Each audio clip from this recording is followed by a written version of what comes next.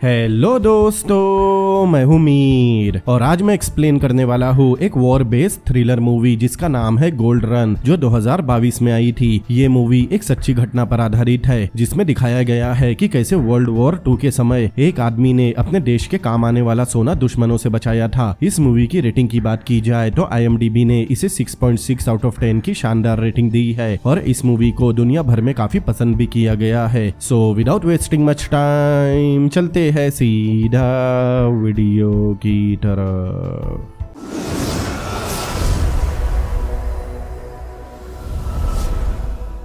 Movie की शुरुआत में हम 8 अप्रैल 1940 का समय देखते हैं। ये वो समय था जब वर्ल्ड वॉर 2 चल रहा था और अगले दिन मतलब 9 अप्रैल 1940 को जर्मनी पूरे नॉर्वे पर कब्जा करने वाला है। फिर हम फेडरिक नाम के आदमी को देखते हैं जो अपनी बेटी के जन्मदिन के मौके पर घर में केक बना रहा था। तब वहाँ फेडरिक की बहन नीनी आती है। उस समय फेडरिक के परिवार के अलावा उस घर में कुछ मेहमान भी थे। अब फेडरिक की बेटी केक काटने ही वाली थी, लेकिन तभी वहाँ जोर का एक सायरन बजने लगा। सायरन सुनने के बाद फेडरिक सबको घर के बेसमेंट में जाने कहता है, क्योंकि वो सायरन हमला होने की चेतावनी थी। इसीलिए वो सब लोगों को घर के बेसमेंट में लेकर चला गया, लेकिन उसकी बेटी का फेवरेट टेडी बेयर ऊपर ही रह गया था और उसकी बेटी अपने टेडी बेयर के लिए जिद करने लगी। तब फेडरिक की बहन नीनी कहती है कि वो ऊपर जाकर उसकी भतीजी का टेडी लेकर आएगी। अब नीनी ऊपर गई और टेडी के साथ वो बर्थडे केक भी लेकर आई, जिसके बाद वो सब बच्ची का जन्मदिन घर के बेसमेंट में ही सेलिब्रेट करते हैं। आगे हम नॉर्वे के ओस्लो शहर में सेंट्रल बैंक ऑफ नॉर्वे को देखते हैं, जहाँ नॉर्वे गवर्नमेंट का बहुत सारा सोना रखा था। अब जर्मन्स ने नॉर्वे के अलग अलग शहरों पर हमला करना शुरू कर दिया और उन्हें पता था कि जर्मन बहुत जल्द उस सोने को हासिल करने वहां जरूर आएंगे। इसीलिए वहां की सरकार के बड़े अधिकारी सोने के बिस्किट को वुडन बॉक्स में पैक करने लगे। अब जाहिर सी बात है वो सोना नॉर्वे गवर्नमेंट का है, इसीलिए उन सारे बॉक्स पर गवर्नमेंट की सील और सीरियल नंबर भी होंगे, ताकि एक भी सोने का बिस्किट इधर से उधर ना हो सके। अब उन्होंने पूरे सोने को कई सारे वुडन बॉक्स में पैक कर दिया। अगली सुबह मतलब 9 अप्रैल 1940 के दिन जब जर्मनी पूरी तरह नॉर्वे को अपने अंडर लेने वाला था, तब सेंट्रल बैंक ऑफ नॉर्वे का गवर्नर एक ट्रांसपोर्टर से कहता है कि सोने को कहीं और शिफ्ट करने के लिए तकरीबन 20 से 25 गाड़ियों की जरूरत होगी, लेकिन उस ट्रांसपोर्टर के पास इतनी सारी गाड़ियां नहीं थी। इसीलिए गवर्नर उससे कहता है कि उसे किसी भी हाल में वो सोना शिफ्ट करना ही होगा, चाहे इसके लिए ट्रांसपोर्टर को सड़क पर से गाड़ियां चुराना क्यों ना पड़े। तभी वहाँ बैंक का एक एम्प्लॉय इंगवार आता है, लेकिन उसे भी गवर्नर गाड़ी लाने का काम सौंप देता है। वही दूसरी तरफ हम फेडरिक की फैमिली को देखते हैं। वो लोग ओस्लो शहर छोड़ने की तैयारी कर रहे थे। तभी फेडरिक अपनी वाइफ आयरिन से कहता है कि उसे कुछ देर के लिए जरूरी काम से ऑफिस जाना होगा, लेकिन आयरिन उसे ऑफिस जाने से मना करती है क्योंकि जर्मन्स किसी भी समय वहां हमला कर सकते हैं। तब फेडरिक कहता है उनके ऑफिस में कुछ सेंसिटिव डॉक्यूमेंट है जो जर्मन्स के हाथ नहीं लगने चाहिए। फेडरिक कहता है वो कुछ ही घंटों में अपना काम खत्म करके वापस आ जाएगा, जिसके बाद वो लोग ओस्लो शहर छोड़कर भाग जाएंगे। इतना कहकर फेडरिक ऑफिस के लिए निकल गया। अगले सीन में हम एक जंगल देखते हैं जो ओस्लो शहर से लगभग 36 किलोमीटर दूर है। उस जंगल में हम एक आदमी को देखते हैं जो पानी से पूरी तरह भीगा हुआ था। वो किसी तरह जंगल से बाहर रोड पर आता है और एक कार के सामने खड़ा हो जाता है। कार में बैठने के बाद वो आदमी ड्राइवर से ओस्लो शहर चलने कहता है, लेकिन ड्राइवर कहता है वो लोग ओस्लो नहीं बल्कि कोलबन शहर जा रहे हैं। तब वो आदमी कहता है कि उसे किसी भी हाल में ओस्लो शहर के सेंट्रल बैंक तक पहुंचना है, इसीलिए वो लोग ओस्लो शहर की तरफ निकल गए। रास्ते में ड्राइवर उस आदमी से उसके गीला होने का कारण पूछता है। तब आदमी अपनी जर्मन यूनिफॉर्म पहनते हुए बताता है कि उनका शिप समुद्र में डूब गया। उस आदमी का नाम ओटो है और वो जर्मन सेना का कमांडर है। दरअसल कमांडर ओटो को पता था कि सोना बैंक से कहीं और शिफ्ट कर दिया जाएगा, इसीलिए उसे जल्द से जल्द बैंक पहुंचकर सोना अपने कब्जे में लेना था और ये मिशन उसे नाजी पार्टी के लीडर हिटलर ने दिया था। आगे हम नॉर्वे के लेबर पार्टी का हेड ऑफिस देखते हैं, जहां फेडरिक सेक्रेटरी की पोस्ट पर है, इसीलिए वो वहां के एम्प्लॉय से सारे कॉन्फिडेंशियल डॉक्यूमेंट जलाने कहता है। तभी वहां नॉर्वे के फाइनेंस मिनिस्टर ऑस्कर का कॉल आया। वो फेडरिक का अच्छा दोस्त भी है। ऑस्कर कहता है कि उसे वहां से निकलने के लिए एक अच्छे दोस्त की मदद चाहिए। तब फेडरिक समझ गया कि उसे खुद जाकर फाइनेंस मिनिस्टर ऑस्कर की मदद करनी होगी, लेकिन वही दूसरी तरफ फेडरिक का परिवार भी उसके घर पहुंचने का वेट कर रहा था, इसीलिए वो काम खत्म करके घर पहुंच गया। लेकिन घर पहुंचने पर उसे पता चला कि उसकी वाइफ आयरिन और उसकी बेटी घर छोड़कर चले गए। आयरिन ने जाने से पहले अपने पति के लिए एक लेटर छोड़ा था जिसमें लिखा था कि वो और उसकी बेटी फेडरिक का इंतजार करेंगे। लेटर पढ़कर फेडरिक निराश हो गया। तभी उसे जमीन पर अपनी बेटी का फेवरेट टेडी बियर दिखा। फेडरिक टेडी बियर को अपने पास रख लेता है। वही दूसरी तरफ हम बैंक एम्प्लॉय इंगवार को देखते हैं जो हेनरी नाम के एक आदमी का लोडिंग ट्रक चुरा रहा था। तभी वहाँ हेनरी पहुँच गया और उसने इंगवार को पकड़ लिया। हेनरी उसे चोर समझकर बुरी तरह पीटने लगा। तब इंगवार बताता है कि वो चोर नहीं बल्कि बैंक ऑफिसर है और वो एक मिशन पर है और उन्हें लिलहैमर शहर जाने के लिए गाड़ियों की जरूरत है। ये कहकर इंगवार हेनरी को प्रूफ के तौर पर गवर्नमेंट का एक लेटर भी दिखाता है जिसे देखकर हेनरी को भी यकीन हो गया। लेकिन इंगवार की बातें वहाँ खड़े कुछ लड़के भी सुन रहे थे। तब हेनरी उन लड़कों को वहाँ से भगा देता है और इंगवार के साथ जाने मान जाता है। आगे हम देखते हैं सोने से भरे सारे वुडन बॉक्स की एंट्री उन पर लिखे नंबर के हिसाब से की जाती है, जिसके बाद उन्हें गाड़ियों में लोड कर दिया जाता है। तभी वहाँ इंगवार हेनरी के साथ गाड़ी लेकर पहुँच गया। वो जाकर ये बात गवर्नर रिक को बताता है। लेकिन तभी वो लोग आसमान में जर्मन्स के फाइटर प्लेन्स को देखते हैं। मतलब जर्मन्स लगभग वहाँ पहुँच गए थे। अब सीन यहाँ से शिफ्ट होता है और हम एक डेंटिस्ट को देखते हैं जो नोर्डा नाम के एक आदमी का दांत निकाल रहा था। नोर्डा उस समय नॉर्वे का बहुत फेमस पोएट था। जब वो डेंटिस्ट से अपना इलाज करवा रहा था तभी उसे कुछ लोगों के चलने की आवाज आई, इसीलिए वो अपना इलाज बीच में रुकवाकर खिड़की से नीचे झांकता है। तब उसने देखा कि वहाँ बहुत सारी जर्मन सेना पहुँच गई थी। उधर हेनरी के ट्रक्स में भी बहुत सारा सोना लोड कर दिया गया। तब गवर्नर रिग इंगवार को एक गन देता है और उसे ट्रक की ट्रॉली में बैठने कहता है ताकि वो सोने पर नजर रख सके। लेकिन इंगवार ट्रक की ट्रॉली में बैठने से मना कर देता है क्योंकि उसे पता था लिलहैमर पहुंचने तक वो ठंड से जम जाएगा। मतलब सारा सोना ओस्लो से लिलहैमर ब्रांच शिफ्ट किया जा रहा था ताकि वो जर्मन्स के हाथ न लग सके। गवर्नर रिग इंगवार से कहता है कि चाहे कुछ भी हो जाए उसे सोने पर नजर रखनी ही होगी, इसीलिए उसे ट्रॉली में बैठना ही होगा। तब हेनरी इंगवार को उठाकर जबरदस्ती ट्रॉली में बैठा देता है। अब जैसे ही सोने से भरी गाड़ियां वहां से निकली तभी जर्मन कमांडर ओटो भी अपनी सेना लेकर ओस्लो के सेंट्रल बैंक पहुंच गया। तब गवर्नर बैंक के बाकी एम्प्लॉई को वहां से जाने कहता है क्योंकि उसे पता था जर्मन्स उनके साथ कुछ भी कर सकते हैं। तभी सीन शिफ्ट होता है और हम फेडरिक को एक कार में देखते हैं जो फाइनेंस डिपार्टमेंट की बिल्डिंग के सामने अपने दोस्त ऑस्कर के आने का वेट कर रहा था। लेकिन तभी फेडरिक ने देखा कि उसकी कार के पीछे जर्मन सेना फाइनेंस डिपार्टमेंट की तरफ बढ़ रही है। तभी अचानक दूसरी तरफ से फाइनेंस मिनिस्टर ऑस्कर और उसका एक साथी कार में बैठ गए। तब ऑस्कर अपने साथी से सोने के बारे में पूछता है जिस पर उसका साथी जवाब देता है कि सोने को लिलहैमर शहर भेज दिया गया। इसके बाद फेडरिक वहाँ से कार निकाल लेता है। उधर कमांडर ओटो गवर्नर रिग से कुछ देर बात करने के बाद बैंक के वॉल्ट की चाबी मांगता है। तब रिग उसे वॉल्ट तक ले जाता है लेकिन रिग को पता था कि वॉल्ट में सोना नहीं है। वॉल्ट खोलने के बाद कमांडर ओटो अंदर गया लेकिन वॉल्ट के अंदर अंधेरा था, इसीलिए रिग वॉल्ट के लाइट जलाता है। तब कमांडर ओटो ने देखा कि वॉल्ट पहले ही पूरा खाली कर दिया गया। वही दूसरी तरफ नोर्डा मिलिट्री कैंप गया। वहाँ एक सोल्जर उससे ऑटोग्राफ मांगता है। इसके बाद नोर्डा जब अंदर गया तब सारे सोल्जर उसे देखकर हैरान थे क्योंकि किसी ने भी नहीं सोचा था कि नोर्डा कभी उनके सामने आएगा। तभी वहाँ सुंडे नाम के एक आदमी की एंट्री होती है जो नॉर्वे मिलिट्री का कमांडर है। तब नोर्डा कमांडर सुंडे से कहता है कि वो आर्मी ज्वाइन करना चाहता है और वर्ल्ड वॉर 2 में वो भी अपना योगदान देना चाहता है। आगे हम देखते हैं रात होने तक सोने से भरे सारे ट्रक लिलहैमर के सेंट्रल बैंक पहुंच गए लेकिन ठंड की वजह से इंगवार की हालत खराब हो गई थी। लिलहैमर पहुंचने के बाद सोने से भरे वुडन बॉक्स को ट्रक से उतारकर बैंक के अंदर ले जाया जाता है, जिसके बाद वहाँ के ब्रांच मैनेजर एंड्रियास ने सारे बॉक्स को बैंक के वोल्ट में रखकर उसे कॉम्बिनेशन कोड के जरिए लॉक कर दिया और सारे ट्रक वहाँ से निकल गए। तब इंगवार को लगा कि उसका काम खत्म हो गया और अब वो अपने घर जाकर आराम कर सकता है, इसीलिए वो वापस हेनरी के ट्रक में जाकर बैठ गया। लेकिन उस वक्त हेनरी अपना ट्रक छोड़कर कहीं गायब था। इंगवार को लग रहा था कि हेनरी कुछ देर में लौट आएगा। आगे हम फेडरिक को देखते हैं जो फाइनेंस मिनिस्टर ऑस्कर के साथ कार में था। तब फेडरिक पूछता है कि वो लोग कहाँ जा रहे हैं। तब ऑस्कर बताता है कि नॉर्वे का सोना जर्मन से बचाने के लिए ओस्लो से लिलहैमर शहर भेज दिया गया। लेकिन ऑस्कर को लग रहा था कि जर्मन किसी तरह वहाँ भी पहुँच जाएंगे, इसीलिए ऑस्कर फेडरिक से कहता है कि उसे सोने को नॉर्वे के बाहर ले जाना होगा। ये सुनकर फेडरिक कहता है कि इसके लिए ऑस्कर को किसी मिलिट्री ऑफिसर की मदद लेनी चाहिए। तभी ऑस्कर कहता है कि उसे फेडरिक के अलावा किसी पर भरोसा नहीं और इस बार वो एक दोस्त बनकर मदद नहीं मांग रहा बल्कि फाइनेंस मिनिस्टर की हैसियत से ऑर्डर दे रहा है। तब फेडरिक समझ गया कि उसे ये मिशन किसी भी हाल में पूरा करना होगा। इसके बाद ऑस्कर ने फेडरिक को लिलहैमर शहर में सेंट्रल बैंक के सामने उतार दिया और उसे मिशन को लीड करने के लिए एक अथॉरिटी लेटर भी दे दिया। अब बैंक में जाने के बाद फेडरिक बैंक मैनेजर एंड्रियास को बताता है कि उसे सोने को नॉर्वे से बाहर ट्रांसपोर्ट करने के ऑर्डर मिले हैं, इसीलिए वो एंड्रियास को सोने के रजिस्ट्रेशन के लिए वॉल्ट खोलने कहता है। लेकिन एंड्रियास कहता है कि जब तक गवर्नमेंट रिग उसे कोई ऑर्डर नहीं देगा तब तक वो उसकी कोई मदद नहीं कर सकता। उधर जर्मन कमांडो ओटो अब भी गवर्नर रिग से पूछताछ कर रहा था लेकिन रिग उसे कुछ नहीं बताता, इसीलिए कमांडर ओटो उसे पीटने लगा। तभी वहाँ वही लड़के आते हैं जिन्होंने हेनरी और इंगवार की लिलहैमर जाने वाली बात सुन ली थी और वो यही बात जर्मन कमांडर ओटो को भी बता देते हैं। तब कमांडर ओटो समझ गया कि सारा सोना लिलहैमर शहर की ब्रांच में भेज दिया गया। उधर फेडरिक सारी जगह पर कॉल करके अपनी फैमिली से बात करने की कोशिश करता है लेकिन उसे अपनी फैमिली का कोई पता नहीं नहीं चलता। फेडरिक की बहन नीनी भी उसे ढूंढते हुए लिलहैमर पहुंच गई। दोनों भाई बहन एक दूसरे से मिलकर बहुत खुश होते हैं। तब नीनी बताती है कि ओस्लो शहर पर जर्मन ने पूरी तरह कब्जा कर लिया और गवर्नमेंट ने उसे लोगों को इवैक्यूएट करने का काम सौंपा है। नीनी बताती है कि गवर्नमेंट के बड़े अधिकारी और रॉयल फैमिली नॉर्वे छोड़कर जाने वाले हैं, इसीलिए उन्हें भी उनके साथ निकल जाना चाहिए। तब फेडरिक कहता है कि उसे सबसे पहले अपने परिवार को ढूंढना होगा, क्योंकि वो अपनी फैमिली को मुसीबत में छोड़कर नहीं भाग सकता। लेकिन उससे पहले फेडरिक को अपना सबसे बड़ा मिशन पूरा करना होगा। फेडरिक मिनी को बताता है कि उसे नॉर्वे का सारा सोना एंडोल्सन शहर ले जाना होगा, जहाँ ब्रिटिशर का एक शिप उनका वेट कर रहा है, और उसे सारा सोना शिप में लोड करवाकर लंदन रवाना करना है, वरना जर्मन्स उस सोने को हथिया लेंगे और ना चाहते हुए भी नॉर्वे को जर्मन्स के सामने घुटने टेकने होंगे। तब नीनी कहती है कि इस मिशन में वो भी अपने भाई की मदद करेगी, लेकिन फेडरिक नहीं चाहता था कि उसकी बहन किसी भी मुसीबत में पड़े, इसीलिए वो नीनी को अपने साथ आने से मना करता है। लेकिन नीनी कहती है कि वो फेडरिक के मिशन में उसके बहुत काम आएगी, क्योंकि उसे अब वॉर की आदत हो गई है और उसे इंग्लिश बोलना भी अच्छी तरह आती है, इसीलिए वो आगे चलकर ब्रिटिशर से बात कर सकती है। तब फेडरिक भी मान गया। इसके बाद फेडरिक बैंक मैनेजर एंड्रियास से एक बार फिर से वॉल्ट खोलने कहता है, लेकिन एंड्रियास अब भी अपनी जिद पर अड़ा था। तब फेडरिक बताता है कि उसे ये काम फाइनेंस मिनिस्टर ने सौंपा है और एंड्रियास को उसके मिशन के बीच नहीं आना चाहिए। तब एंड्रियास कहता है कि वो फाइनेंस मिनिस्टर के लिए नहीं बल्कि गवर्नर के लिए काम करता है, और जब तक गवर्नर रिग उसे वॉल्ट खोलने का ऑर्डर नहीं देगा तब तक वॉल्ट किसी भी कीमत पर नहीं खुलेगा। वही दूसरी तरफ हम इग्वार को देखते हैं, जो हेनरी के ट्रक में सो रहा था, लेकिन हेनरी अपने ट्रक के पास अब तक नहीं लौटा। अगले दिन हेनरी अपने ट्रक में आता है। तब इंगवार पूछता है कि वो सारी रात कहाँ था। हेनरी बताता है कि ये उसके और गॉड के बीच की बात है और ये बात वो इंगवार को नहीं बता सकता। तभी वहाँ कमांडर सुंडे आकर हेनरी को वहाँ से अपना ट्रक ले जाने कहता है। वही दूसरी तरफ फेडरिक बैंक मैनेजर एंड्रियास से परेशान हो चुका था। तब कमांडर सुंडे फेडरिक से मिलकर बताता है कि उन्होंने सोने को एंडोल्सन ले जाने के लिए ट्रेन तैयार कर दी और उन्हें जल्द से जल्द सारा सोना ट्रेन में लोड करवाना होगा, क्योंकि जर्मन किसी भी समय वहाँ पहुँच सकते हैं। तब फेडरिक कमांडर सुंडे को बैंक मैनेजर एंड्रियास के बारे में बताता है। अगले सीन में हम देखते हैं कमांडर सुंडे एंड्रियास को बताता है कि जब हालत गवर्नमेंट के कंट्रोल से बाहर हो जाती है तब आर्मी उस सिचुएशन को अपने तरीके से हैंडल करती है, इसीलिए वो एंड्रियास को बीच में आने से मना करता है। लेकिन एंड्रियास कहता है कि ऐसा मिलिट्री में होता होगा, लेकिन ये मामला मिलिट्री का नहीं बल्कि बैंक का है और बैंक में ऐसा कुछ नहीं होता। एंड्रियास के इस बर्ताव से अब कमांडर सुंडे भी परेशान हो चुका था, इसीलिए वो अपने सोल्जर से एंड्रियास को वहाँ से ले जाने कहता है। तब सोल्जर आकर एंड्रियास को बैंक से बाहर लेकर चले गए, लेकिन तभी फेडरिक कमांडर सुंडे को बताता है कि वोल्ट का लॉक कॉम्बिनेशन सिर्फ एंड्रियास को ही पता है, मतलब एंड्रियास के अलावा कोई भी वोल्ट नहीं खोल सकता। तब एंड्रियास को वापस बुलाया जाता है। फिर फेडरिक एंड्रियास को बताता है कि वॉर के समय कमांडिंग जनरल का आदेश न मानने पर उसे गोली मार दी जाएगी। तब एंड्रियास कहता है कि वो कम से कम नॉर्वे अथॉरिटी के हाथों बिल्कुल नहीं मरेगा, इसीलिए वो वोल्ट खोलने मान गया। अब एंड्रियास वोल्ट खोलने में बिजी हो गया। तब फेडरिक मदद करने के लिए कमांडर सुंडे का शुक्रिया अदा करता है और कहता है कि आगे से वो इस मिशन को लीड करेगा, लेकिन कमांडर सुंडे कहता है कि वो हाई रैंक ऑफिसर है और ये एक मिलिट्री मिशन है, इसीलिए वो इस मिशन को लीड करेगा। तब फेडरिक फाइनेंस मिनिस्टर का दिया हुआ अथॉरिटी लेटर दिखाता है और बताता है कि ये मिलिट्री मिशन नहीं बल्कि सिविलियन ऑपरेशन है, जिसमें मिलिट्री को फेडरिक की मदद करनी होगी। लेटर दिखाने के बाद फेडरिक कमांडर सुंडे से कहता है कि अब से वो उसका कमांडिंग ऑफिसर है। तभी हम एंड्रियास को देखते हैं, उसने अब तक वोल्ट नहीं खोला था। एंड्रियास फेडरिक को बताता है कि वो कॉम्बिनेशन कोड का एक नंबर भूल गया, इसीलिए उससे वोल्ट नहीं खुल रहा। वही दूसरी तरफ जर्मन कमांडर ओटो अपनी पूरी सेना के साथ लिलहैमर की तरफ बढ़ रहा था, इसीलिए कमांडर सुंडे और फेडरिक मिलकर डिसाइड करते हैं कि वो लोग वोल्ट को एक्सप्लोजिव के जरिए ब्लास्ट कर देंगे। अब एक्सप्लोजिव लगाने के बाद वो लोग बाहर आ गए, लेकिन एंड्रियास अब भी बैंक के अंदर वोल्ट खोलने की कोशिश कर रहा था। तब सुंडे कहता है कि जर्मन लिलहैमर शहर के बहुत करीब है और वो लोग किसी भी समय वहाँ पहुँच सकते हैं, इसीलिए वो एक सनकी बैंक मैनेजर के लिए पूरे नॉर्वे का सोना दांव पर नहीं लगा सकते। लेकिन फेडरिक सुंडे की बात से सहमत नहीं था, इसीलिए वो आखिरी बार बैंक के अंदर जाकर एंड्रियास को समझाता है कि कमांडर सुंडे इस वोल्ट को ब्लास्ट करने वाला है और बहुत जल्द जर्मन सैनिक भी वहाँ पहुँच जाएंगे और वो लोग भी वही करेंगे जो सुंडे करने वाला है। इसीलिए फेडरिक एंड्रियास से कहता है कि वो उस पर भरोसा करता है और अगर एंड्रियास गहरी सांस लेकर और अपने दिमाग को शांत रखकर कोशिश करेगा तब वोल्ट का लॉक खुल जाएगा। इसीलिए एंड्रियास आखिरी बार कोशिश करता है और उसकी किस्मत अच्छी थी क्योंकि इस बार वोल्ट खुल गया। तब पहली बार फेडरिक सोने से भरे उन वुडन बॉक्स को देखता है। दरअसल उसे पता नहीं था कि नॉर्वे के सरकारी खजाने में कितना गोल्ड है, लेकिन जब उसने उन बॉक्स को देखा तब वो चौंक गया क्योंकि उसने जितना सोचा था सोना उससे कहीं ज्यादा था, जिसे संभालने की जिम्मेदारी अब फेडरिक के कंधों पर थी। इसलिए वो लोग ट्रांसपोर्ट के जरिए फिर से ट्रक का जुगाड़ करते हैं, जिसमें हेनरी का ट्रक भी था क्योंकि उन्हें जल्द से जल्द सोना वहाँ से निकाल कर ट्रेन तक पहुँचाना था। इसीलिए वो लोग ट्रक में सारे बॉक्स को लोड करके वहाँ से निकल गए। अब वो लोग ट्रेन तक सोने सुंडे को पहुंचा देते हैं। तब कमांडर सुंडे फेडरिक को बताता है कि जर्मन सेना बहुत जल्द एंडोल्सन तक पहुंच जाएगी, इसीलिए उनके पहुंचने से पहले उन्हें वहां पहुंचकर सारा सोना शिप में लोड करवाना होगा। लेकिन फेडरिक को फाइनेंस मिनिस्टर को सोने की पूरी जानकारी देनी थी, इसीलिए वो बॉक्स की गिनती करवाता है और बॉक्स पर लिखे सीरियल नंबर के हिसाब से लिस्ट बनाता है। लेकिन कमांडर सुंडे को पता था कि अगर उन्होंने वहां से निकलने में समय लगाया तब वो लोग शिप तक पहुंचने में लेट हो जाएंगे। इसीलिए सुंडे इंगवार और हेनरी के पास जाकर उन्हें कहता है कि अगर रास्ते में जर्मन ने उनकी ट्रेन पर हमला कर दिया तो वो सब मारे जाएंगे। इसीलिए सुंडे उन्हें एक फ्लेयर गन देकर कहता है कि उन्हें पहले ही ट्रेन से आगे जाकर आने वाले खतरे की खबर देनी होगी। इसीलिए हेनरी और इंगवार पहले ही ट्रेन के आगे निकल गए। तब रास्ते में इंगवार हैरी से कहता है कि अगर हेनरी उस रात गायब नहीं होता और वो लोग वहाँ से निकल गए होते तब वो लोग आराम से अपने घर पर होते। वही दूसरी तरफ पूरी गिनती करने के बाद फेडरिक एंड्रियास को बताता है कि टोटल 1503 वुडन बॉक्स है और कॉइन से भरे बैरर 39 है और पूरे सोने का वजन लगभग 52 टन है, जिन्हें ट्रेन के 5 डिब्बों में लोड कर दिया गया। इसके बाद फेडरिक एंड्रियास को अपनी रजिस्टर किए हुए सोने की लिस्ट पर साइन करने कहता है। जिसके बाद फेडरिक और सुंडे अपने सोल्जर के साथ ट्रेन लेकर निकल गए। लेकिन एंड्रियास जैसे ही अपनी ब्रांच में पहुंचा तब जर्मन कमांडर ओटो और उसकी सेना ने उसे पकड़ लिया, क्योंकि उन्होंने पहले ही देख लिया था कि सोना वहां से निकाल लिया गया है। इसीलिए कमांडर ओटो एंड्रियास से सोने के बारे में पूछता है, लेकिन एंड्रियास उन्हें कुछ नहीं बताता। इसीलिए कमांडर ओटो उसे शूट कर देता है। वही दूसरी तरफ इंगवार और हैरी अब भी ट्रेन से आगे चल रहे थे और ठंड की वजह से उनकी हालत खराब हो रही थी। तभी उन्हें अचानक ब्रिज पर एक जर्मन पैराट्रूपर लटका हुआ मिला, क्योंकि उसका पैराशूट ब्रिज में फंस गया था। हेनरी जैसे ही चेक करने उस सैनिक के पास पहुंचा तब उसने हेनरी को पकड़ लिया और उनके बीच हाथापाई होने लगी, जिसके चलते जर्मन सैनिक के पास से एक ग्रेनेड नीचे गिर गया। अब हेनरी किसी तरह कूदकर खुद को बचा लेता है, लेकिन वो जर्मन सैनिक वहाँ फंसा हुआ था, इसीलिए वो खुद को बचा नहीं पाता और तभी ग्रेनेड ब्लास्ट हो गया, जिसमें जर्मन सैनिक के चिथड़े उड़ गए। लेकिन ब्लास्ट की आवाज पीछे ट्रेन में बैठे सभी लोगों ने सुन ली थी, इसीलिए वो लोग होशियार हो गए। कुछ दूर जाने के बाद ट्रेन को कुछ लोगों ने रोक लिया, लेकिन वो लोग नॉर्वे के थे और उन्होंने इंगवार और हेनरी को भी पकड़ लिया था। तब ट्रेन रुकने के बाद सुंडे और फेडरिक उन लोगों को बताते हैं कि वो लोग एक सीक्रेट मिशन पर है। तब वो लोग हेनरी और इंगवार को भी छोड़ देते हैं, जिसके बाद वो दोनों भी ट्रेन में चढ़ गए। आगे हम जर्मन कमांडर ओटो को देखते हैं, जो अपनी सेना के साथ सोने से भरी ट्रेन ढूंढ रहा था। तब वो अपने हेडक्वार्टर बात करके बताता है कि उन्हें ट्रेन को ढूंढने के लिए कुछ प्लेन्स की जरूरत होगी, क्योंकि सोने को ब्रिटिशर के पास ले जाया जा रहा है और उससे पहले उन्हें ट्रेन को ढूंढना होगा। वही दूसरी तरफ काफी दूर चलने के बाद ट्रेन अचानक रुक गई। तभी कुछ सोल्जर आकर फेडरिक और सुंडे को बताते हैं कि सामने जर्मन सोल्जर खड़े हैं, इसीलिए ट्रेन में जितने भी नॉर्वे के सोल्जर थे वो सब खिड़की से अपनी गन निकालकर हमला करने तैयार हो गए। लेकिन तभी कोई बताता है कि एक लड़की ट्रेन की तरफ बढ़ रही है। दरअसल वो फेडरिक की बहन नीनी थी, जो ब्रिटिश सोल्जर्स के साथ ट्रेन तक पहुंची थी। वो सुंडे को बताती है कि एंडोल्सन तक जाने का रास्ता साफ है और वहाँ गैलेटिया नाम की एक शिप उनका वेट कर रही है। ये सुनकर सारे सोल्जर खुश हो गए। कुछ दूर चलने के बाद ट्रेन आखिरकार एंडोल्सन शहर पहुंच गई, जहाँ ब्रिटिशर का शिप पहले से खड़ा था। मतलब अब बस उन्हें सारा गोल्ड शिप में लोड करना है और फेडरिक के साथ बाकी लोगों का काम भी खत्म हो जाएगा। लेकिन ट्रेन से उतरने के बाद फेडरिक फिर से अपनी टेबल चेयर लेकर सारे वुडन बॉक्स की लिस्ट बनाने लगा। तब कमांडर सुंडे कहता है कि उन्हें बॉक्स को शिप में जल्दी लोड करवाना होगा, क्योंकि जर्मन उन्हें ढूंढ रहे हैं कि उसे वुडन बॉक्स पर लिखे सीरियल नंबर की लिस्ट किसी भी हाल में central bank of ministry of finance तक पहुंचानी होगी। लेकिन सुंडे कहता है कि फेडरिक उन बॉक्स को शिप में लोड करवाने के बाद भी गिन सकता है। लेकिन फेडरिक अपने काम में बहुत परफेक्ट था, इसीलिए वो कमांडर सुंडे की कोई बात नहीं मानता और वुडन बॉक्स की गिनती शुरू कर देता है। अब फेडरिक बॉक्सेस की गिनती कर ही रहा था, तभी वहाँ एक सायरन बजने लगा। मतलब जर्मन प्लेन को ट्रेन के बारे में पता चल गया था और वो लोग वहाँ पहुँच गए थे। इसीलिए जितने भी बॉक्स को गिनती के लिए नीचे उतारा गया था उन्हें वापस ट्रेन में चढ़ा दिया गया और वो लोग अपनी जान बचाने के लिए ट्रेन में चढ़ गए। तभी जर्मन प्लेन ने उन पर फायरिंग शुरू कर दी, लेकिन उस फायरिंग में किसी की जान नहीं गई। तब प्लेन उन पर बम से हमला करने लगा, जो ट्रेन के आसपास गिर रहे थे। तभी हम इंगवार को देखते हैं, जो ट्रेन में चढ़ तो गया था, लेकिन उसे तब भी लग रहा था कि वो लोग हमले में मारे जाएंगे, इसीलिए वो डर के मारे जोर जोर से चिल्लाने लगा। तब नीनी उसे शांत करती है। वही प्लेन लगातार ट्रेन पर हमला कर रहे थे, इसीलिए लोको पायलट ट्रेन को वापस रिवर्स ही दौड़ाना शुरू कर देता है। कुछ देर बाद हमला रुक गया और फाइटर प्लेन भी चले गए, लेकिन तब तक उन्होंने एंडोल्सन पोर्ट और ब्रिटिश शिप को पूरी तरह तबाह कर दिया था और ट्रेन को भी अच्छा खासा नुकसान हुआ। उधर काफी दूर ले जाने के बाद उन्हें ट्रेन रोकना पड़ा, क्योंकि आग लगने की वजह से अंदर धुआं भर चुका था, जिससे सबका सांस लेना मुश्किल हो रहा था। अब ट्रेन रुकने के बाद वो लोग जल्दी से ट्रेन से उतरते हैं। तब हम देखते हैं कि जिन डिब्बों में सोना लोड किया गया था वो डिब्बे आग की चपेट में आ गए थे, इसीलिए कुछ सोल्जर आग बुझाने में लग गए और कुछ सोल्जर धुएं की वजह से बीमार हो गए। तब कमांडर सुंडे फेडरिक को खरी खोटी सुनाने लगा। वो कहता है कि अगर फेडरिक बॉक्स की गिनती करने में समय बर्बाद नहीं करता तो शायद जर्मन प्लेन्स के वहां आने से पहले वो लोग शिप लेकर निकल गए होते। सुंडे कहता है कि फेडरिक की वजह से इतने लोगों की जान खतरे में पड़ गई, क्योंकि फेडरिक ऑफिस में काम करने वाला एक सेक्रेटरी है और उसे वॉर के बारे में कुछ नहीं पता। अब फेडरिक को भी लगने लगा था कि उसकी गलती की वजह से सोना शिप पर लोड नहीं हुआ और इतने लोगों की जान खतरे में पड़ गई। घायल सोल्जर को देखकर फेडरिक की हिम्मत टूट गई। दरअसल ट्रेन एक छोटे स्टेशन पर रुकी थी जहां टेलीफोन भी था। तब नीनी को कॉल पर पता चला कि एंडोल्सन पर हुए हमले की वजह से ब्रिटिशर से उन लोगों का संपर्क टूट चुका है और इसीलिए वो लोग बिना सेंट्रल बैंक को खबर किए वहां से निकल गए। इसीलिए नीनी को वापस एंडोल्सन जाकर ब्रिटिशर से कांटेक्ट करना होगा। लेकिन फेडरिक का ध्यान नीनी की किसी बात पर नहीं था, क्योंकि उसे हर जगह बस घायल सोल्जर ही दिख रहे थे, जिसकी वजह से वो पूरी तरह टूट चुका था। इसीलिए नीनी उसे स्टेशन के कैबिन में लेकर गई और समझाया कि फेडरिक अपनी जगह सही है और वो ऐसे हिम्मत नहीं हार सकता और उसे अपनी आखिरी सांस तक लड़ाई जारी रखनी होगी। फिर नीनी फेडरिक को कागज पर लिखा एक नंबर देती है कि ये उस जगह का नंबर है जहाँ कुछ दिन पहले उसकी वाइफ आयरीन और उसकी बेटी रुके थे, लेकिन हो सकता है वो लोग दूसरी जगह शिफ्ट हो गए होंगे। लेकिन वो फिर भी फेडरिक को उस नंबर पर कॉल करने कहती है। तब फेडरिक उस नंबर पर कॉल लगाता है, लेकिन बदकिस्मती से कोई भी कॉल नहीं उठाता। वही दूसरी तरफ नीनी नोर्दा के साथ कार से वापस एंडोल्सन के लिए निकल गई ताकि वो खुद जाकर ब्रिटिशर से संपर्क बना सके। तब नाश्ते में नोर्दा पूछता है कि क्या उसका भाई फेडरिक शुरू से ही खुद को इतना परफेक्ट समझता है, जिस पर नीनी बताती है कि फेडरिक बचपन से ही हर काम को पूरे परफेक्शन के साथ करता है और वो इस मिशन को किसी भी हाल में पूरा करेगा और इसीलिए उसे इस मिशन के लिए चुना गया है। अब रात हो गई थी और फेडरिक लगातार अपनी वाइफ से बात करने के लिए कॉल कर रहा था। तभी नीनी और नोर्दा वापस ट्रेन के पास पहुंचते हैं। उन्होंने सब लोगों के लिए बहुत सारी मछलियां भी लेकर आई थी ताकि सब लोग अपना पेट भर सके। आगे नीनी बताती है कि उन्होंने ब्रिटिशर से कांटेक्ट कर लिया और वो लोग बहुत जल्द कॉल करने वाले हैं, इसीलिए किसी जिम्मेदार आदमी को टेलीफोन के पास ही रहना होगा। फिर नीनी बताती है कि उसे एक नया मिशन मिला है। दरअसल प्रेसिडेंट और उसके अधिकारी देश छोड़कर इंग्लैंड जा रहे हैं, जिसके लिए उन्हें कैश की जरूरत है। इसीलिए नीनी को मोल्डे नाम के शहर जाकर बैंक से पैसा निकालना होगा और वो पैसे प्रेसिडेंट तक पहुंचाना होगा। इसके बाद नीनी वहां से मोल्डे शहर के लिए निकल गई और फेडरिक स्टेशन के कैबिन में जाकर टेलीफोन के पास बैठ गया और ब्रिटिशर के कॉल का वेट करने लगा। अगली सुबह हम देखते हैं फेडरिक आराम से सो रहा था। तभी ब्रिटिशर का कॉल आता है जो फेडरिक को बताते हैं कि उनका एक शिप प्रेसिडेंट और नॉर्वे के किंग को लेने मोल्डे शहर पहुंचने वाला है और शिप मोल्डे पोर्ट से निकलने से पहले अगर वो लोग सोना लेकर वहां पहुंच गए तो उनका सोना भी शिप में लोड कर दिया जाएगा। तब कमांडर सुंडे अपने सोल्जर से कहता है कि वो लोग आगे का सफर ट्रेन से नहीं बल्कि गाड़ियों से करेंगे। इसीलिए सुंडे उन सबको ऐसी गाड़ियां ढूंढ कर लाने कहता है जिसमें सोना आसानी से ले जाया जा सके। वही दूसरी तरफ हम जर्मन कमांडर ओटो को देखते हैं जो अब भी ट्रेन को ढूंढ रहा है। तब उसे जर्मनी से कॉल आता है और वो ओटो को मिशन छोड़ने कहते हैं क्योंकि सोना अब तक उसके हाथ नहीं लगा था। अब कमांडर ओटो के ईगो पर बात आ गई थी, इसीलिए वो कहता है कि वो किसी भी हाल में ट्रेन को ढूंढ निकालेगा और नॉर्वे के सोने को जर्मनी पहुंचा कर ही रहेगा। उधर सारे सोल्जर गाड़ियां लेकर ट्रेन के पास पहुंच गए। तब फेडरिक फिर से वुडन बॉक्स की एंट्री करने की तैयारी करने लगा। ये देखकर कमांडर सुंडे कहता है कि उनके पास फिर से लिस्ट बनाने का समय नहीं, वरना ब्रिटिशर का शिप मोल्डे से निकल जाएगा और ये उनके लिए आखिरी मौका है। तब फेडरिक कहता है कि सोने को बचाने का मिशन इसीलिए चल रहा है क्योंकि उन्हें गवर्नमेंट से ऑर्डर मिला है, इसीलिए उन्हें गवर्नमेंट के हिसाब से ही चलना होगा। लेकिन कमांडर सुंडे फेडरिक की बात मानने तैयार नहीं था। अब सोल्जर्स के लिए मुसीबत खड़ी हो चुकी थी। उन्हें समझ नहीं आ रहा था कि अब उन्हें किसके ऑर्डर मानने हैं। लेकिन आखिर में सोल्जर फैसला करते हैं कि वो लोग बॉक्स की एंट्री करवाएंगे। इसीलिए सारे सोल्जर एक एक करके बॉक्स को फेडरिक के पास एंट्री के लिए लेकर जाते हैं और उसके बाद उन बॉक्स को गाड़ियों में लोड कर दिया जाता है। तब कमांडर सुंडे फेडरिक को बताता है कि जर्मन्स को ट्रेन का पता चल गया है और वो लोग किसी भी समय वहां पहुंचने वाले हैं और गाड़ियों के लिए रास्ता बहुत खराब है, इसीलिए वो लोग रोड के जरिए मोल्डे नहीं पहुंच पाएंगे और अगर उन्हें मोल्डे जल्दी पहुंचना है तो उन्हें नदी के रास्ते जाना होगा, जिसके लिए उन्हें एक याच की जरूरत पड़ेगी। इसके बाद वो लोग सोने से भरी गाड़ियां वहां से निकाल लेते हैं। कुछ देर बाद जर्मन कमांडर ओटो भी ट्रेन तक पहुंच गया, लेकिन उसने देखा ट्रेन पूरी तरह खाली है। अब वो समझ गया था कि सोने को रोड के जरिए ट्रांसपोर्ट किया जा रहा है, इसीलिए वो जर्मन प्लेन्स को सोने से भरी गाड़ियां ढूंढने कहता है। लेकिन यहाँ फेडरिक एक दिमाग का खेल खेलता है। वो सारी गाड़ियों को एक दूसरे से काफी दूर चलने कहता है क्योंकि अगर जर्मन्स को गाड़ियां झुंड में दिखी तब वो लोग आसानी से समझ जाएंगे कि ये सोने की गाड़ियां है, इसीलिए हर गाड़ी एक दूसरे से कुछ दूरी बनाकर चलती है। तभी उनके ऊपर से जर्मन प्लेन निकलता है, लेकिन वो गाड़ियों की दूरी देखकर पहचान नहीं पाते कि कौन सी गाड़ी सोने की है। कुछ दूर चलने के बाद वो लोग नदी तक पहुंच गए थे और उन्हें बस याच के वहां पहुंचने का वेट करना था, लेकिन एक गाड़ी अब भी पहुंचने की थी। तभी हम इंगवार और हेनरी को देखते हैं। उनकी गाड़ी बीच रास्ते में खराब हो गई थी क्योंकि गाड़ी का बेल्ट टूट गया था। वही दूसरी तरफ कमांडर ओटो गाड़ियों को खुद ढूंढने निकलता है। तब उसे रास्ते के कीचड़ में बने हुए गाड़ियों के निशान दिखते हैं, जिससे वो समझ गया कि गाड़ी नदी की तरफ गई है, इसीलिए वो भी अपनी सेना लेकर नदी की तरफ बढ़ने लगा। उधर नदी किनारे याच आ गई थी। तब सोने की गाड़ियां लोड की जाती है, लेकिन हेनरी की गाड़ी गाड़ी का अब भी कोई पता नहीं था। तब कमांडर सुंडे कहता है कि वो लोग और ज्यादा रुक नहीं सकते, इसीलिए उन्हें एक गाड़ी का सोना छोड़कर निकलना होगा। तब फेडरिक कहता है कि उन्हें सोने को एक गाड़ी से बाहर निकालकर गाड़ी याद से नीचे उतारना होगा ताकि दूसरी गाड़ी को अंदर लाया जा सके। इसीलिए सारे सोल्जर उस बस को खाली करने में भिड़ गए। वही दूसरी तरफ हेनरी और इंगवार अब भी अपनी गाड़ी रिपेयर करने में लगे थे और कुछ देर में ही उन्होंने गाड़ी स्टार्ट कर ली और नदी की तरफ तेजी से बढ़ने लगे। वही दूसरी तरफ कमांडर सुंडे कहता है कि उन्हें अब गाड़ी छोड़कर निकलना होगा, इसीलिए वो याच को वहाँ से चलने के ऑर्डर देता है। लेकिन तभी फेडरिक याच पर से उतर गया, इसीलिए सुंडे को याच वापस लाना पड़ता है। लेकिन तभी कमांडर सुंडे ने दूर से एक जर्मन प्लेन को याच की तरफ आते हुए देख लिया और तभी हेनरी की गाड़ी भी सोना लेकर वहाँ पहुँच गई। हेनरी जल्दी से गाड़ी को याच पर चढ़ा देता है, लेकिन तब तक जर्मन कमांडर ओटो भी वहाँ पहुँच गया। जर्मन सेना याच पर अंधाधुंध फायरिंग करने लगी, लेकिन याच आगे बढ़ चुकी थी। लेकिन अब जर्मन प्लेन भी उनके पास पहुँच रहा था। तब याच पर मौजूद सभी लोग समझ गए कि अब वो लोग मरने वाले हैं, क्योंकि वो प्लेन याच पर बम गिराने वाला है। तब सब लोग अपनी आंखें बंद कर लेते हैं, लेकिन वो प्लेन बिना बम गिराए उनके ऊपर से निकल गया। दरअसल जर्मन कमांडर ओटो ने प्लेन को बम ना गिराने के ऑर्डर दिए थे, क्योंकि अगर याच पर बम गिरता तब याच के साथ पूरा सोना भी पानी में डूब जाता, जिससे कमांडर ओटो की मुसीबतें और बढ़ जाती। इसीलिए वो लोग याच लेकर वहाँ से निकल गए। तब कमांडर ओटो अपने लेफ्टिनेंट से कहता है कि वो इतनी आसानी से हार नहीं मानने वाला, इसीलिए वो लेफ्टिनेंट को एक प्लेन लाने कहता है, क्योंकि उसे पता था कि सोने को मोल्डे ले जाया जा रहा है, जहाँ ब्रिटिशर का शिप भी आने वाला है। इसीलिए उन लोगों को मोल्डे जाने से रोकना होगा। अब नदी पार करने के बाद वो लोग सोने से भरी गाड़ियों को याच से निकाल लेते हैं और मोल्डे शहर की तरफ बढ़ते हैं। लेकिन तभी वो लोग देखते हैं कि उनके पहुंचने से पहले ही जर्मन्स ने मोल्डे शहर पर हमला करके सब कुछ बर्बाद कर दिया। तब फेडरिक कहता है कि उन्हें किसी भी हाल में मोल्डे पोर्ट तक पहुंचना होगा। इसके बाद सारी गाड़ियों को मोल्डे पोर्ट पर ले जाया जाता है, जहाँ ब्रिटिशर का शिप पहले से खड़ा था। तभी वहाँ फेडरिक की बहन नीनी भी पहुंच गई। वो फेडरिक को बताती है कि शिप बस प्रेसिडेंट और किंग के लिए रुका है और वो लोग किसी भी समय शिप तक पहुंच जाएंगे। इसके बाद शिप को वहाँ से निकाल लिया जाएगा, इसीलिए उन्हें जल्द से जल्द सोने को शिप पर लोड करना होगा। फिर नीनी फेडरिक को बताती है कि प्रेसिडेंट तक पैसा पहुंचाने का जो मिशन उसे मिला था वो फेल हो जाएगा, क्योंकि सारा कैश मोल्डे सेविंग बैंक की तिजोरी में रखा है और बैंक का दरवाजा खुल नहीं रहा, क्योंकि मोल्डे शहर को जर्मन्स ने पूरी तरह बर्बाद कर दिया। तब फेडरिक कहता है कि उसे सबसे पहले सोने को शिप पर चढ़ाना होगा, उसके बाद ही वो नीनी की मदद कर पाएगा। इसीलिए सोने को शिप में लोड करने में नीनी भी उनकी मदद करने लगी। लेकिन कुछ ही देर में प्रेसिडेंट और किंग पोर्ट पर पहुंच गए और फाइनेंस मिनिस्टर ऑस्कर भी उनके साथ था। तब फेडरिक अपने दोस्त ऑस्कर को बताता है कि 52 टन में से 18 टन सोना अभी भी लोड करना बचा है। लेकिन ऑस्कर कहता है कि वो इसमें फेडरिक की कोई मदद नहीं कर सकता, क्योंकि किंग का शिप रोकने की पावर किसी को नहीं है। इसीलिए फेडरिक को किसी भी तरह बचा हुआ सोना लंदन तक पहुंचाना होगा। तभी फेडरिक देखता है नीनी वहाँ नहीं है। तब वो समझ गया कि नीनी अकेले ही मोल्डे बैंक की तरफ चली गई, इसीलिए वो तुरंत अपनी बहन की मदद करने भागता है। वो नीनी के पास जाकर उसे वहाँ से भागने कहता है, लेकिन नीनी कहती है कि वो अपनी जिम्मेदारी से नहीं भाग सकती, वो किसी भी हाल में पैसा लेकर वहाँ से निकलेगी। तभी हम जर्मन प्लेन्स को देखते हैं जो वहाँ फिर से हमला करने पहुंच गए। सोना अब भी शिप में लोड किया जा रहा था। तब हेनरी इंगवार से कहता है कि वो लोग जल्दी ही अपने घर जाने वाले हैं। उधर फेडरिक और नीनी कुछ लोगों के साथ अब भी बैंक के दरवाजे को खोलने की कोशिश कर रहे थे। तभी वहाँ एक बम गिरता है, जिसकी वजह से एक बिजली का खंबा टूटकर नीचे गिर गया। तभी फेडरिक को एक आइडिया आता है। वो जल्दी से उस खंबे को उठाकर बैंक के दरवाजे को जोर से मारता है, जिससे दरवाजा खुल गया। फिर वो लोग अंदर गए। तब उन्हें पैसों से भरे कुछ संदूक मिले, जिसे उन्हें किसी भी तरह शिप तक पहुंचाना होगा। वही दूसरी तरफ हम देखते हैं सोने को जब लोड किया जा रहा था, तभी अचानक कमांडर ओटो के प्लेन ने पोर्ट पर हमला कर दिया और प्लेन से गोलियों की बारिश होने लगी। तब हेनरी इंगवार की जान बचाने के लिए उसके ऊपर कूद गया, जिसमें हेनरी की पीठ में एक गोली लग गई। इसीलिए इंगवार हेनरी को उठाने की कोशिश करने लगा। तब हेनरी उसे अपनी जान बचाकर वहाँ से भागने कहता है, लेकिन इंगवार हेनरी को छोड़कर नहीं जाना चाहता था। तब हेनरी कहता है कि अब इंगवार के दिल से गोलियों का डर निकल गया है और अब वो अपनी जिंदगी बिना किसी डर के अकेला जी सकता है। तब इंगवार उसे फिर से उठाने की कोशिश करने लगा। वही दूसरी तरफ फेडरिक और मिमी मिलकर पैसों से भरे संदूकों को बैंक से बाहर निकालकर एक ट्रक में रखते हैं। तब फेडरिक का ध्यान बैंक के पास पड़े एक केमिकल से भरे टैंकर पर गया। फेडरिक को पता था कि अगर वो टैंकर आग की चपेट में आ गया तब वहाँ बहुत बड़ा धमाका होगा, इसीलिए वो पैसों से भरी गाड़ियों को वहाँ से आगे ले जाने कहता है। लेकिन एक संदूक बैंक में अब भी बचा था, जिसे उन्हें धमाका होने से पहले निकालना होगा, वरना वो सब मारे जाएंगे। अब जैसे ही वो लोग आखिरी संदूक बाहर निकालते हैं, वैसे ही वो टैंक ब्लास्ट हो गया। अब सुबह भी हो गई थी। तब फेडरिक और नीनी बैंक का सारा पैसा लेकर मोल्डे पोर्ट तक पहुँचते हैं। तब वो देखते हैं कि सब कुछ तबाह हो चुका था और इंगवार दुखी होकर अपने दोस्त हेनरी की लाश के पास बैठा था। तब सब लोग शहीद हेनरी को श्रद्धांजलि देते हैं। आगे वो लोग बचे हुए सोने को गाड़ियों में भरकर टिट्रान नाम के पोर्ट पर पहुंचते हैं और वहाँ के लोगों से मदद मांगते हैं, लेकिन वहाँ के लोग उन्हें जर्मन समझते हैं। तब फेडरिक पोर्ट के पास खड़े एक आदमी के पास जाकर जाकर बताता है कि वो लोग नॉर्वे गवर्नमेंट की तरफ से है और उन्हें नॉर्वे का रिजर्व गोल्ड किसी भी हालत में उत्तर की तरफ ले जाना होगा क्योंकि उन लोगों के पीछे जर्मन्स पड़े हैं। तब वो आदमी कहता है कि वो और उसके साथी फेडरिक की मदद करेंगे। इसके बाद वहाँ के लोग गाड़ियों से सोना उतार कर एक बड़ी सी बोट पर चढ़ा देते हैं और सारा सोना लोड होने के बाद वो लोग वहाँ से उत्तर की तरफ निकल गए। लेकिन कुछ दूर जाने के बाद ही वहाँ जर्मन प्लेन भी पहुंच गए। तब सब लोग बोट के केबिन में छुप गए और सोने को भी अच्छी तरह छुपा दिया गया। तभी वहाँ से जर्मन कमांडर ओटो का प्लेन भी गुजरता है और वो देखता है कि समुद्र में पहले से बहुत सारी शिप और बोट्स है, इसीलिए उसे समझ नहीं आ रहा था कि उनमें से सोने से भरी बोट कौन सी है और वो किसी भी शिप पर या बोट पर हमला नहीं कर सकता। अगर वो ऐसा करता तब सारा सोना समुद्र की गहराई में डूब जाता और तब जाकर कमांडर ओटो कहता है कि वो लोग हार गए। मतलब कमांडर ओटो समझ गया था कि सोना जर्मनी पहुंचाने का उसका मिशन फेल हो गया है, इसीलिए वो पायलट से कहता है कि अब उन्हें अपने घर जर्मनी वापस जाना होगा और वो लोग वहाँ से चले गए। उनके जाते ही सब लोग केबिन से निकलकर ऊपर आते हैं। तभी हम निनी को देखते हैं जो बोट पर एक टेलीफोन के जरिए किसी से बात करती है और फेडरिक को बताती है कि उसकी वाइफ और बेटी स्वीडन में सुरक्षित है। ये सुनकर फेडरिक अपनी बहन को गले लगा लेता है। अब फेडरिक को किसी बात की चिंता नहीं थी क्योंकि उसे पता था कि उसे जो मिशन दिया गया था वो उसमें कामयाब हो गया। लेकिन बाकी के सोल्जर हेनरी की मौत की वजह से गम में थे और शायद यही वॉर की एक खास बात है कि मरने वाले सिपाही को हमेशा एक शहीद के तौर पर याद रखा जाता है। इसके बाद पोएट नोर्दा बोट के कैप्टन के पास जाकर उसे अपनी लिखी हुई कविता सुनाता है। आखिर में हम हिस्ट्री देखते हैं जिसमें बताया जाता है कि 9 मई 1940 के दिन बचा हुआ 18 टन सोना ट्रोस्मो नाम की जगह पर पहुंचा दिया गया, जहां से उस सोने को इंग्लैंड भेज दिया गया और फिर वहां से पूरा 52 टन सोना यूएस और कनाडा ट्रांसपोर्ट कर दिया गया और बाद में वही सोना जर्मनी द्वारा बर्बाद किए गए नॉर्वे का फिर से निर्माण करने में काम आया। इसके बाद हम ओरिजिनल फेडरिक की फोटो देखते हैं और हमें बताया जाता है कि फेडरिक ही सोने को इंग्लैंड से अमेरिका तक लेकर गया था और वर्ल्ड वॉर चलने तक वो अमेरिका में ही रुका रहा और ठीक 4 महीने बाद वो अपनी बीवी और बेटी से न्यूयॉर्क में मिला। फेडरिक की मौत 1961 में हुई और वो उस समय 62 साल का था। आगे हम फेडरिक की बहन निनी की ओरिजिनल फोटो देखते हैं और हमें बताया जाता है कि वो भी सोने के साथ लंदन तक गई और वॉर चलने तक वो मिनिस्ट्री ऑफ सप्लाई और मिनिस्ट्री ऑफ फॉरेन अफेयर के लिए काम करने लगी और उसके काम के लिए 1991 में निनी को ब्रिटिश गवर्नमेंट ने ह्यूमनिस्ट प्राइज से सम्मानित किया और निनी ने अपनी आखिरी सांस 1996 में ली और मौत के वक्त वो 88 साल की थी। आगे हम पोएट नोर्दा की असली तस्वीर देखते हैं। नोर्दा भी सोने के साथ लंदन तक गया जहां उसे कैप्टन के रैंक से सम्मानित किया गया, जिसके बाद वो नॉर्वे की आजादी के लिए अपनी जंग जारी रखता है। नोर्दा ने दिसंबर 1943 में बर्लिन पर होने वाली बम्बिंग रेड में हिस्सा लिया था, लेकिन बर्लिन ने उस प्लेन को मार गिराया जिसमें नोर्दा भी था और प्लेन में मौजूद सारे लोग मारे गए और उस समय नोर्दा सिर्फ 41 साल का था और यहीं पर ये मूवी भी खत्म होती है। तो दोस्तों कैसी लगी आपको ये मूवी मुझे कमेंट करके जरूर बताएं। अगर ये वीडियो आपको पसंद आया हो तो इस वीडियो को लाइक करें, अपने दोस्तों के साथ शेयर करें और ऐसी और भी अमेजिंग मूवीज देखने के लिए मेरे चैनल को सब्सक्राइब करें। तो मिलते हैं अगली बार किसी और अमेजिंग मूवी के एक्सप्लेनेशन के साथ।